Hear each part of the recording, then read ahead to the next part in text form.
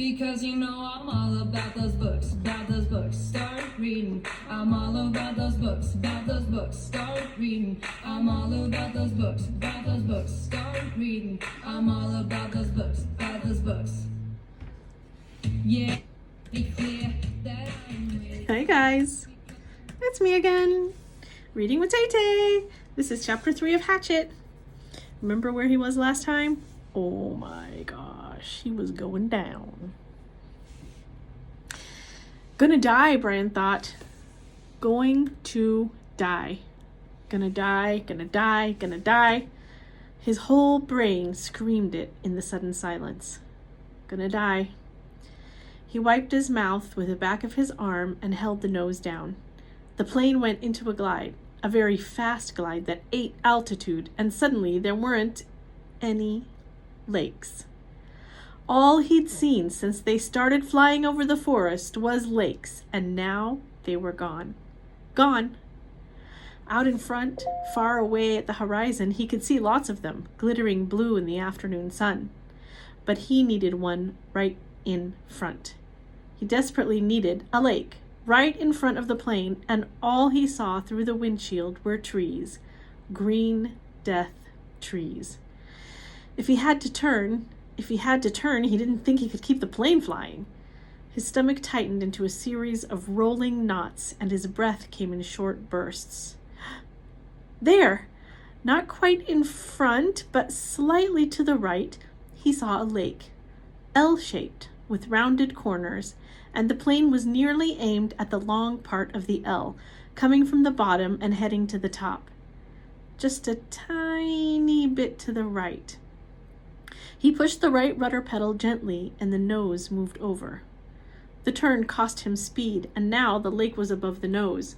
He pulled back on the wheel slightly, and the nose came up. This caused the plane to slow dramatically and almost seemed to stop and wallow in the air. The controls became very loose-feeling and frightened Brian, making him push the wheel back in. This increased speed a bit, but filled the windshield once more with nothing but trees, and put the lake well above the nose and out of reach. For a space of 3 or 4 seconds, things seemed to hang, almost to stop. The plane was flying, but so slowly. It would never reach the lake. Brian looked out to the side and saw a small pond, and at the edge of the pond, some large animal, he thought a moose, standing out in the water. All so still looking, so stopped. The pond and the moose and the trees as he slid over them, now only 300 or 400 feet off the ground, all like a picture. Then everything happened at once. Trees suddenly took on detail, filled his whole field of vision with green, and he knew he would hit and die. But his luck held, and just as he was to hit, he came into an open lane, a channel of fallen trees, a wide place leading to the lake. The plane, committed now to landing, to crashing, fell into the wide space like a stone, and Brian eased back on the wheel and braced himself for the crash. But there was a tiny bit of speed left, and when he pulled on the wheel, the nose came up and he saw in front of the blue lake, and at that instant the plane hit the trees. The nose came up and he saw in front the blue of the lake, and at that instant the plane hit the trees. There was a great wrenching as the wings caught the pines at the side of the clearing and broke back, ripping back just outside the main braces. Dirt and dust blew up off the floor into his face so hard he thought there must have been some kind of explosion. He was momentarily blinded and slammed forward in the seat, smashing his head on the wheel. Then a wild crashing sound, ripping of metal, and the plane rolled to the right and blew through the trees, out and over the water, and down to slam into the lake, skip once on water as hard as concrete, water that tore the windshield out and shattered the side windows, water that drove him back into the seat. Somebody was screaming as the plane drove down into the water.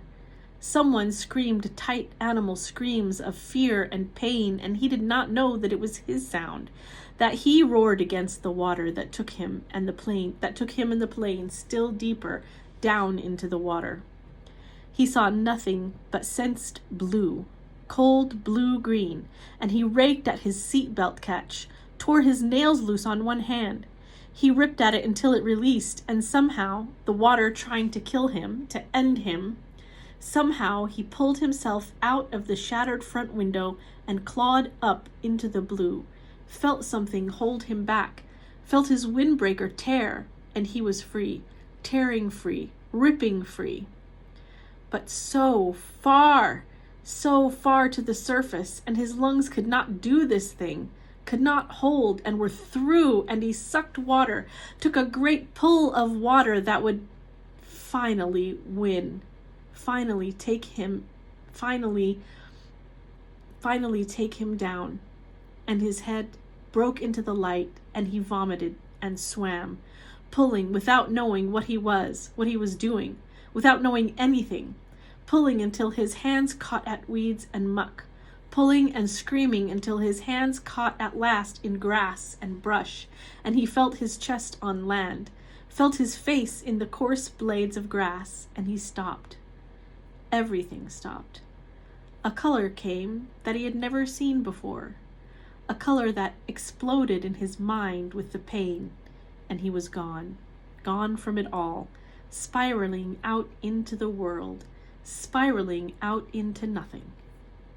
And that's chapter 3.